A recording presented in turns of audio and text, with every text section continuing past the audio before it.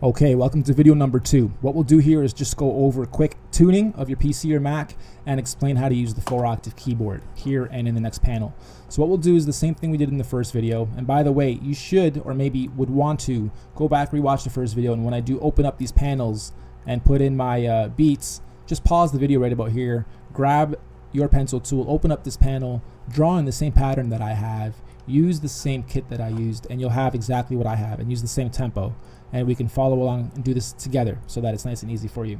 What I want you to understand is tuning your PC or your Mac. What we do in this app is, even though it's cheap to buy, even though it's very easy to use, we're getting a little bit of hate because it does do a lot of what the bigger DAWs do. And what I want you guys to do is look at this as more of a over-the-top beat maker than an underdeveloped full-scale DAW, because you'll never replace a $50,000 studio with a $29 or $30 or $100 even software app. But we've packed in as much as we can here. We utilize broadcast quality sound.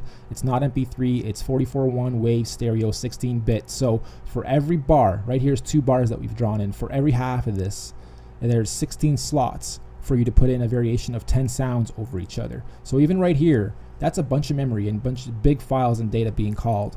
Spread that across 8 bars times 16 tracks. Yes, you're gonna have some lag if your PC isn't tuned. Yes, it will freeze on you if your PC isn't tuned, or if it's a really old crappy machine. You have to understand that we do use broadcast quality files. You would want to at least try to get your PC or your Mac optimized for great studio use. So again, Google tune my PC for audio, tune my PC for music production, tune my PC for rich media production, and follow the tutorials to make sure that your PC or your Mac is tuned to the top when it comes to audio production and big files. So what we'll do now is layers 5 through 8 are your keyboard tracks, and you can change these as well, but again, don't change anything in the template that it comes with. Just leave everything as is, and the template that we've laid out is very nice and easy to use. On layer 5, we're going to draw in 2 bars as well. Click, hold, and drag. Okay, now go back to your arrow, and we can just drag this loop node back. If you don't know what that is, I'll show you in a second, but I'm going to drag it back to here. That's just going to enable me to loop just that bit or play the whole track. So I just want to loop that bit. And one other thing I'll note is, for those of you noticing that once you get to the end of your loop, it kind of catches here, or it doesn't go back properly before it loops, you lose your head nod. Don't worry about it, because when you first build your 2 bars, all you're going to do later is grow your bar count and duplicate them and do what we did here. So you have no problem when it comes to looping, because you don't need to. You have a full track to play with eventually, or just quickly draw in and duplicate so that you have 8 or 16 bars. At least then you can have it pretty much timed for that amount of time. Here you can change this by a BPM or 2. That sometimes relieves the glitch that some of you guys are having, or bringing this back to 120 sometimes makes sure that it loops perfectly as well. But again, I don't really worry about it, because once I have my first bit in, I simply draw in the rest, duplicate, and I don't have to worry about this perfect loop at the beginning.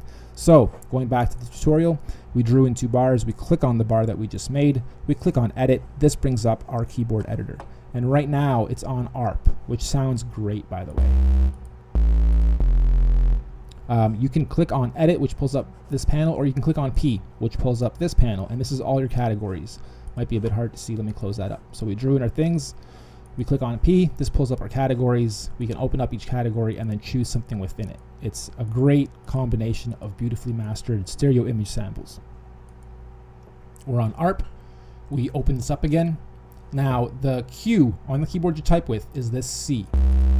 Okay, so Q going upwards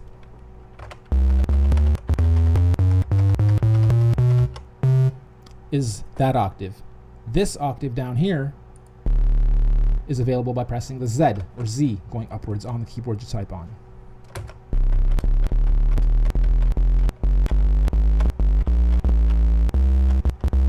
Okay, so what we can do is, while this is even playing, we can think of what we want to use for a bass line.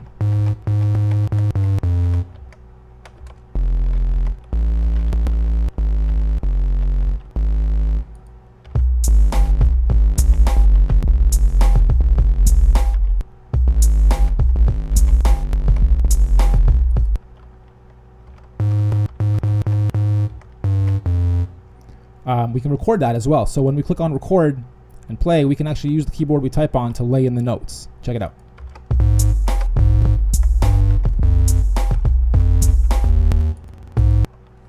stop it, click on your arrow, move them around if you know that they're off or they should be somewhere else on a different bit of the 16.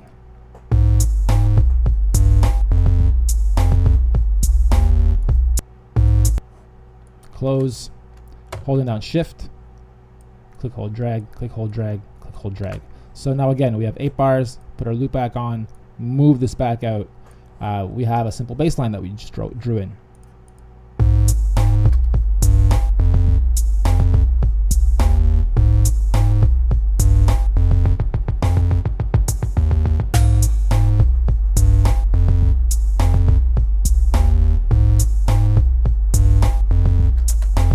Okay, so we can keep going, go underneath that, click, hold, drag, you're still on a key track. Same thing applies, click on P, you get all your categories. Kind of like that. We'll just add 1 for the whole 2 bars. Close, and we put that here and just here by holding down shift, click, holding, and dragging. Okay, next. Another one, 2 bars, click, hold, and drag, click on P, click on, let's say, ethnic.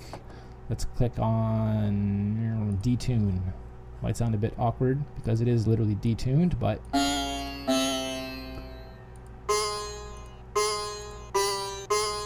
why not? We can click on the pencil and draw the stuff in too. So we can go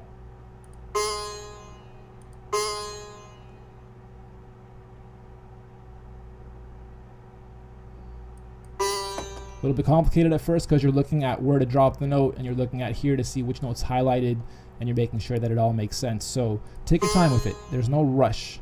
Just make sure that the beats sound hot and the patterns you choose are nice.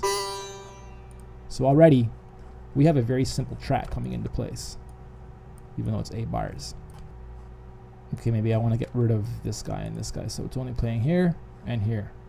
Another thing I forgot to mention is the tracks down here. These 16 are these 16, and it basically allows you to change the volume of each track or solo or mute each track.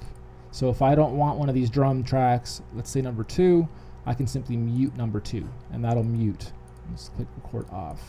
Check it out.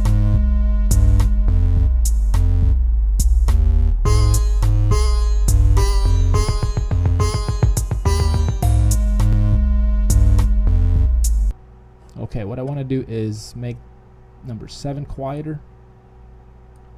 What I want to do is unmute number 2 because that sounds really nice. And let's say I want to get rid of that. Bring it back to the beginning.